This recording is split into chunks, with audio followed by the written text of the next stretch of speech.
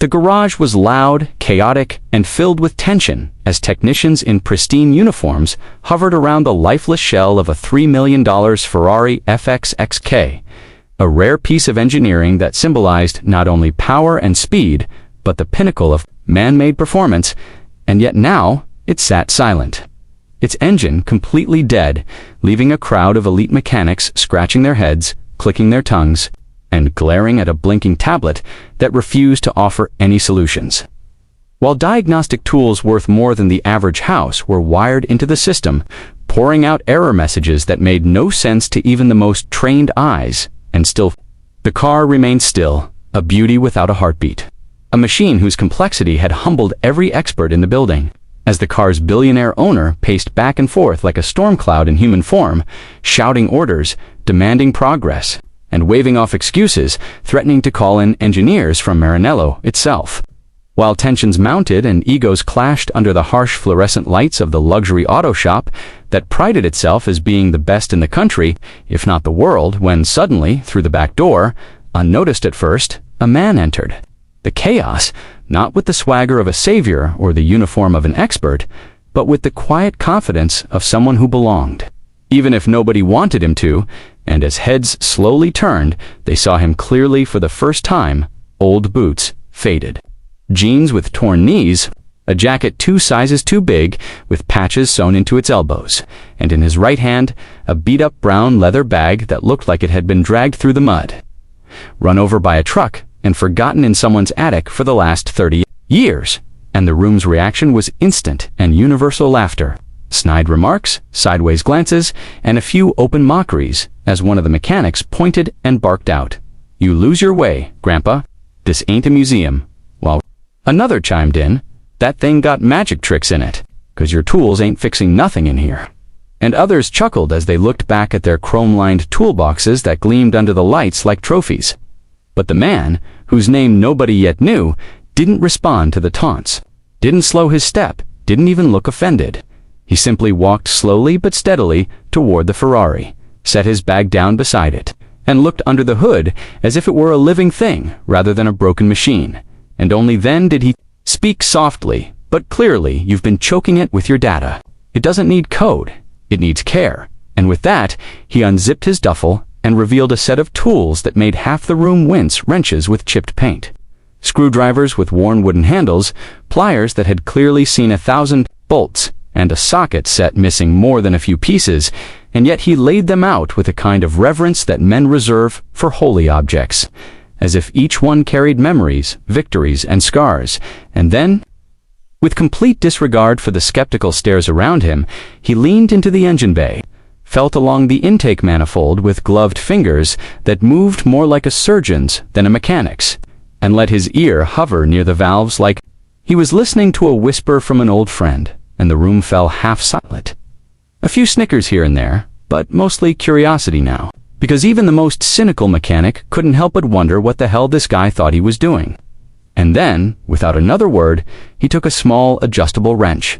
Not even one from a high-end brand, just something that looked like it came from a garage sale, and began to twist the bolt near the throttle body with slow, calculated turns, not once second-guessing himself, not pausing to measure torque, but instead moving with the kind of confidence that doesn't come from arrogance, but from decades of knowing exactly what pressure metal needs to feel alive again.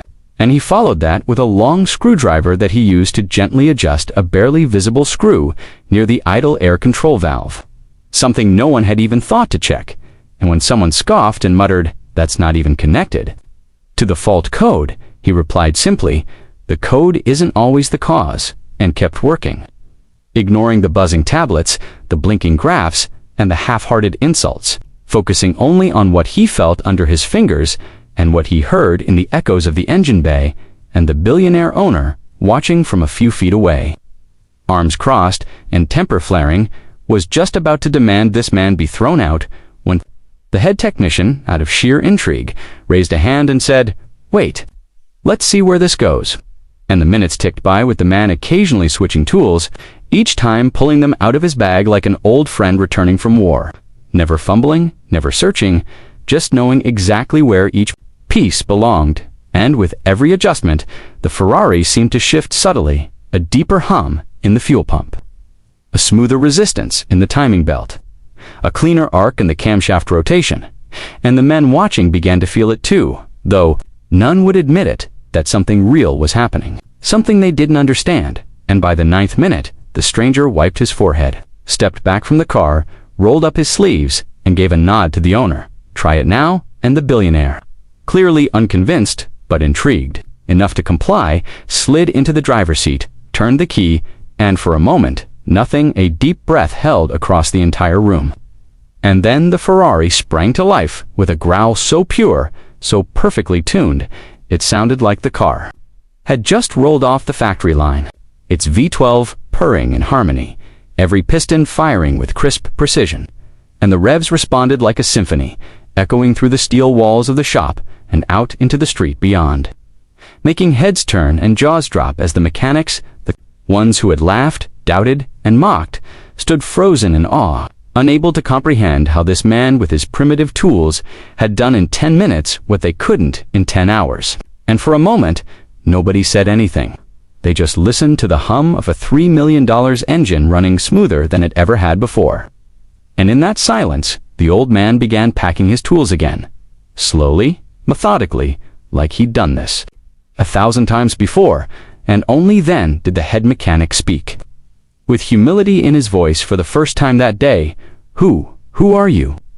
And the man simply looked up, gave a small grin, and said, "Name's Ray, just a mechanic who remembers when machines talked back."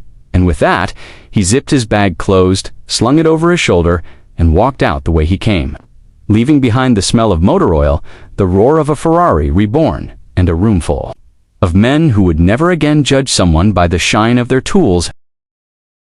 As the echo of the roaring Ferrari slowly faded, replaced only by the low hum of cooling engines and stunned silence. Unsure whether the man had been real or simply some ghost of the old world, sent to remind them what real skill looked like. And in that awkward stillness, the billionaire owner stepped out of his newly revived supercar with a mix of awe and frustration etched across his face, because he couldn't believe what had just happened. How a man without credentials, without gadgets, without even a damn laptop, had done what none of his expensive specialists could do, and in 10 minutes no less.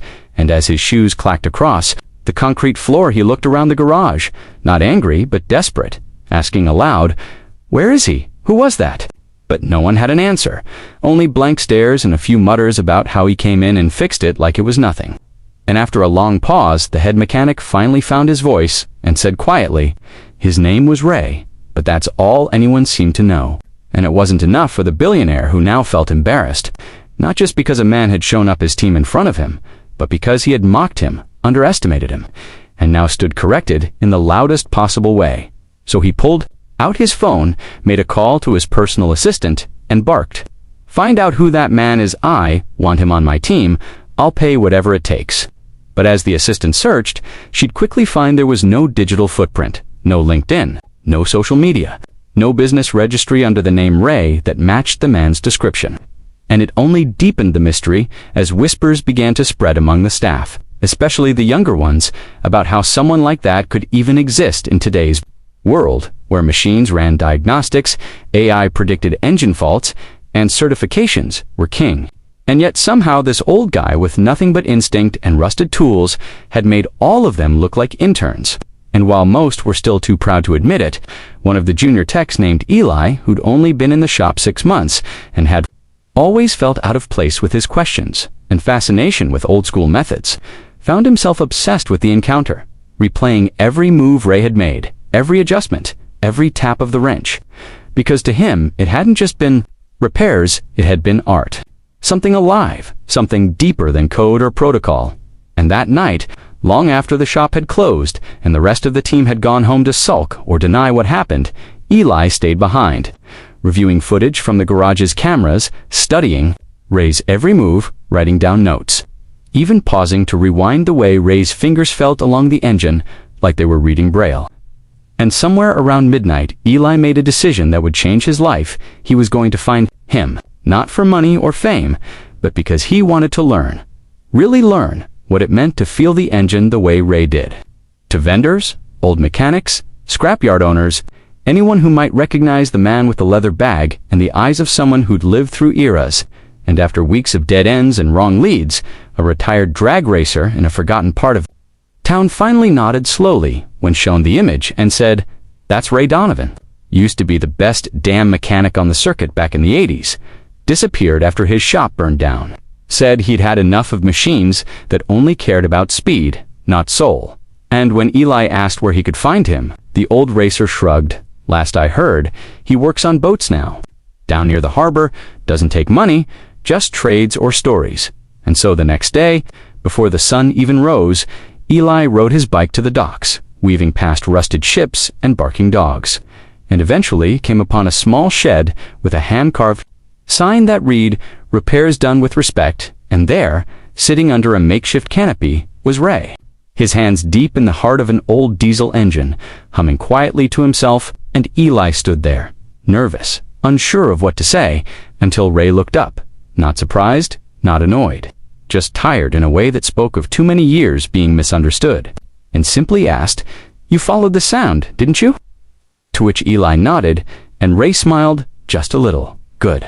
Most people chase the noise, not the music." And that was the beginning of an apprenticeship unlike any other. One not filled with classes or textbooks, but with silence, observation, questions that were answered only if the student had earned them, and over the months that followed, Ray taught Eli everything: how to feel the vibration of an engine and know if the pistons were synced, last another month, or snap tomorrow. And all the while, Eli grew not just in skill, but in confidence, learning how to trust his hands and listen with more than his ears. And one day, while working on an abandoned roadster that hadn't run in 20 years, Ray paused and said, "You know what the difference is between mechanics and machine whisperers?" And Eli, eager, shook his head, and Ray replied, "Mechanics fix parts. Whisperers heal the soul." And Eli never forgot that. And back at the luxury garage where the Ferrari had once lay dead, the billionaire continued his search, offering six-figure salaries, tracking down leads, even flying in experts to replicate what Ray had done. But none succeeded, because no matter how advanced the tools, how new the software, how well paid the techs, they couldn't recreate what came from experience, emotion, and intuition. And eventually, he gave up, accepting that some mysteries weren't meant to be solved.